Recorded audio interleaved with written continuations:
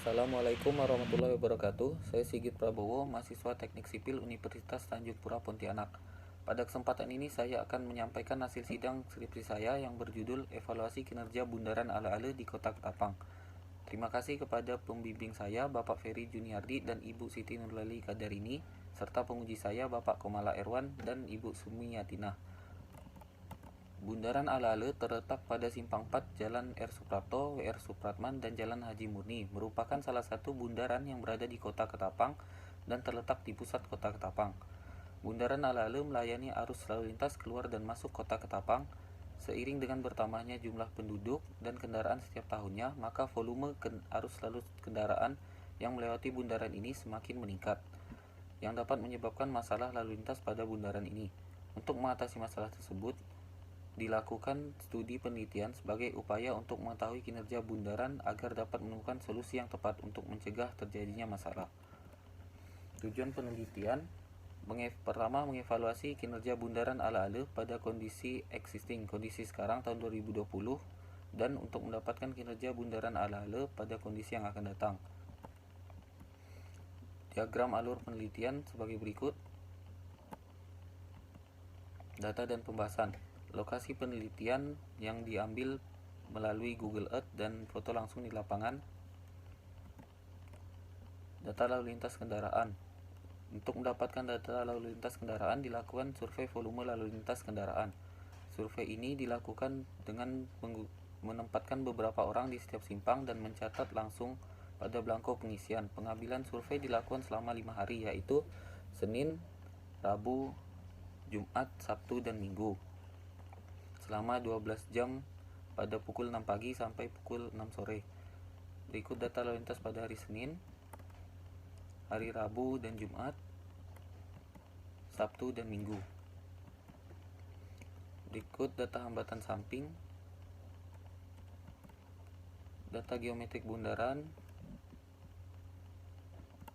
kondisi bangunan existing sekitar bundaran, dan data kendaraan Kota Ketapang yang didapat dari Samsat Provinsi Kalimantan Barat, serta data penduduk Kota Ketapang yang didapat dari Badan Pusat Statistik Kalimantan Barat. Analisa data. Berdasarkan data arus lalu lintas, didapatkan hasil jam tersibuk terjadi pada pukul 4 dan sampai 5 sore dengan total jumlah kendaraan sebanyak 3.974 kendaraan. Kemudian dilakukan analisa untuk mengetahui arus lalu lintas di setiap pola pergerakan dan persentase kendaraan pada jam tersibuk. Selanjutnya dilakukan perhitungan lalu lintas mingguan rata-rata. Didapat jumlah kendaraan sebesar 24.343 untuk sepeda motor, 9.479 kendaraan berat, dan 55.955 kendaraan untuk kendaraan ringan. Selanjutnya dilakukan perhitungan lalu lintas harian rata-rata tahunan. Hasil perhitungannya sebagai berikut. Berikut hasil perhitungan analisa hambatan samping. Pola pergerakan arus lalu lintas sesuai dengan manual kapasitas jalan Indonesia. Berikut data geometrik jalanan bundaran. Perhitungan dilakukan pada bagian jalanan BC sebagai contohnya. Berikut perhitungan kapasitas bagian jalinan. Perhitungan perilaku lalu lintas bagian jalinan. Hasil dari perhitungan didapat pada tahun 2020, derajat kejenuhan sebesar 0,65, tundaan lalu lintas 5,57, tundaan bundaran rata-rata 9,57. Survei yang dilakukan pada saat kondisi pandemi, sehingga peneliti mencari data pembanding saat sebelum kondisi pandemi, saat kondisi normal. Didapat data pembanding sebagai berikut. Dengan derajat kejenuhan sebesar 0,63, tundaan lalu lintas 5,52, dan tundaan bundaran rata-rata sebesar 9,52. Perbandingan antara tahun 2018 sebelum pandemi dan tahun 2020 saat pandemi. Didapat hasil arus bagian jalinan sebagai berikut. Berdasarkan analisa yang telah dilakukan, perbandingan kondisi sebelum pandemi dan saat pandemi tidak jauh berbeda, masih dalam kondisi normal, dikarenakan survei yang dilakukan di tahun 2020 pada bulan Oktober telah memasuki masa new normal pandemi COVID-19, sehingga masyarakat mulai melakukan kegiatannya seperti biasa. Hasil dari analisa kinerja bundaran yang telah dilakukan pada tahun 2020 didapat derajat kejenuhan sebesar 0,65 dan tundaan bundaran rata-rata 9,57, yang berarti kondisi ini masih dalam kondisi normal sesuai dengan manual kapasitas jalan Indonesia, sehingga dilakukan proyeksi 15 tahun yang akan datang pada tahun 2035 untuk mengantisipasi masalah yang akan terjadi pada tahun tersebut. Proyeksi dilakukan dengan menggunakan rumus suku bunga majemuk sebagai berikut. Dapat rata-rata pertumbuhan 1,77%. Proyeksi jumlah kendaraan bermotor dihitung berdasarkan angka pertumbuhan penduduk, yaitu sebesar 1,77%. Berikut hasil proyeksi kendaraan bermotor untuk tahun 2035. Selanjutnya dilakukan perhitungan arus jam rencana dan didapat hasil, yaitu kendaraan ringan sebesar 877 kendaraan, kendaraan berat 149 kendaraan, dan sepeda motor 3.808 kendaraan. Selanjutnya dilakukan perhitungan proporsi jumlah kendaraan bermotor berdasarkan pola pergerakan dan perhitungan arus lalu lintas jalinan bundaran pada tahun 2035 sesuai dengan manual kapasitas jalan Indonesia. Setelah dilakukan analisa kondisi existing pada tahun 2035, didapat nilai derajat kejenuhan sebesar 0,79, yang artinya nilai derajat kejenuhan lebih besar dari 0,75 sesuai dengan manual kapasitas jalan Indonesia, menunjukkan bahwa rasio kapasitas bundaran dan volume kendaraan tidak seimbang dan perlu dilakukan perbaikan untuk mengurangi derajat kejenuhan dan meningkatkan tingkat pelayanan dengan menggunakan beberapa alternatif perbaikan. Alternatif pertama, perbaikan parameter geometrik pada bagian jalinan bundaran tahun 2035. Perbaikan dilakukan pada jalinan BC dan DA. Dari hasil perbaikan didapat derajat kejenuhan sebesar 0,67, tundaan lalu lintas sebesar 6,81, dan tundaan bundaran rata-rata sebesar 10,81. Berikut hasil perbaikan pada alternatif pertama. Alternatif kedua yaitu perencanaan ulang bundaran berdasarkan manual kapasitas jalan Indonesia dengan merencanakan bundaran sesuai dengan aturan yang ada pada manual kapasitas jalan Indonesia. Didapat derajat kejenuhan sebesar 0,65, tundaan bundaran sebesar 6,7, dan tundaan bundaran rata-rata sebesar 10,7. Berikut hasil perbaikan sesuai manual kapasitas jalan Indonesia, alternatif kedua. Dan alternatif ketiga dilakukan perencanaan menggunakan simpang bersinyal. Didapat nilai arus jenuh pada setiap jalinan sebagai berikut, kapasitas pada bagian jalinan sebagai berikut, dan derajat kejenuhan sebesar 0,63. Berikut hasil alternatif ketiga, perbaikan menggunakan simpang bersinyal. Pada alternatif ini, bundaran dihilangkan karena jika mempertahankan bundaran dan simpang bersinyal hanya akan menambah nilai derajat kejenuhan dan panjang antrian. Selanjutnya, gambar gabungan alternatif 1, alternatif 2, dan alternatif 3 beserta kondisi existingnya.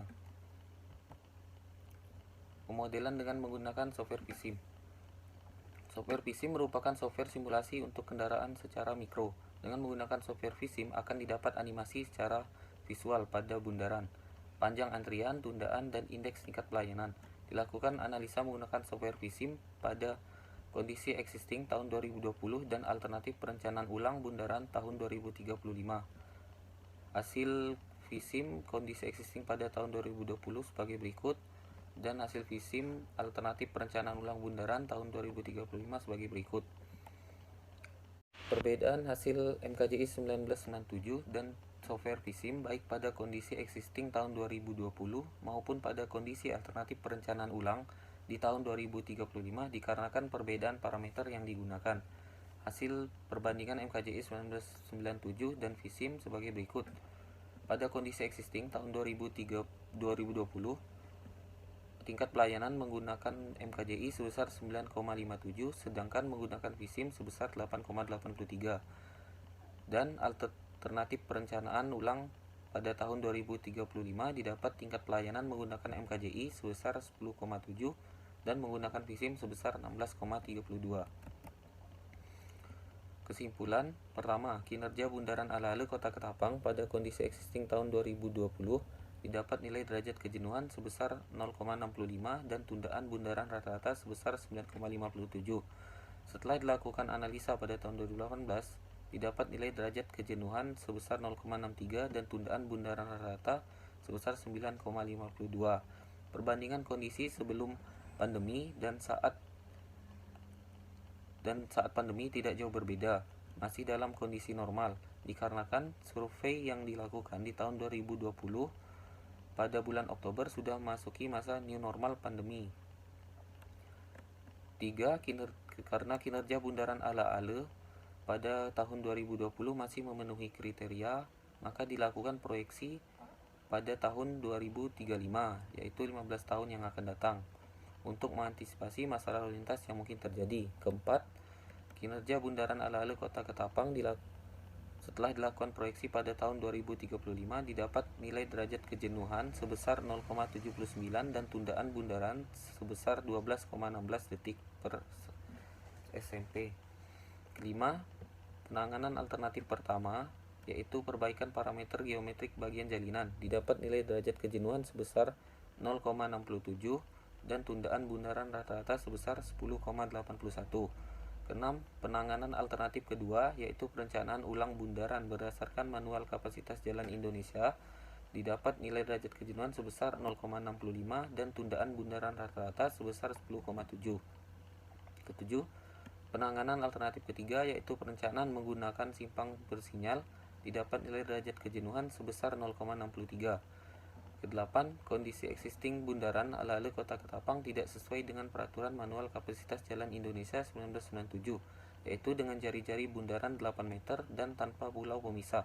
Pada perencanaan alternatif kedua telah disesuaikan dengan peraturan manual kapasitas jalan Indonesia, yaitu dengan tipe bundaran R10-22 yang memiliki radius bundaran 10 meter dengan 2 lajur keluar dan 2 lajur pendekat serta memiliki 4 pulau pemisah. Kesembilan, hasil kinerja bundaran ala-ala Kota Ketapang pada kondisi existing tahun 2020 menggunakan software VISIM, didapat nilai tundaan sebesar 8,83 detik dengan tingkat pelayanan B. Ke-10, hasil penanganan alternatif kedua, yaitu perencanaan ulang bundaran menggunakan software VISIM, didapat nilai tundaan sebesar 16,32 detik dengan tingkat pelayanan C. 11.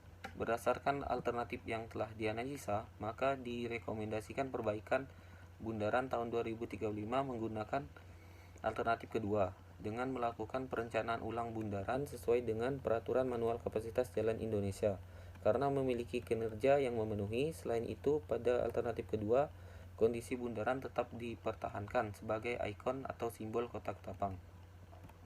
Saran pertama, untuk penelitian selanjutnya diharapkan menggunakan peraturan yang lebih baru dan menyesuaikan dengan kondisi yang akan datang. Kedua, aspek-aspek pendukung bagi pengendara perlu ditingkatkan untuk mengurangi konflik dan pelanggaran lalu lintas di persimpangan. Ketiga, perlu dilakukan evaluasi kinerja bundaran ala-ala ke Kota Ketapang oleh instansi terkait agar tingkat pelayanan bundaran jauh lebih baik. Sekian yang dapat saya sampaikan, kurang lebihnya saya mohon maaf. Wabillahi taufik wal hidayah. Wassalamualaikum.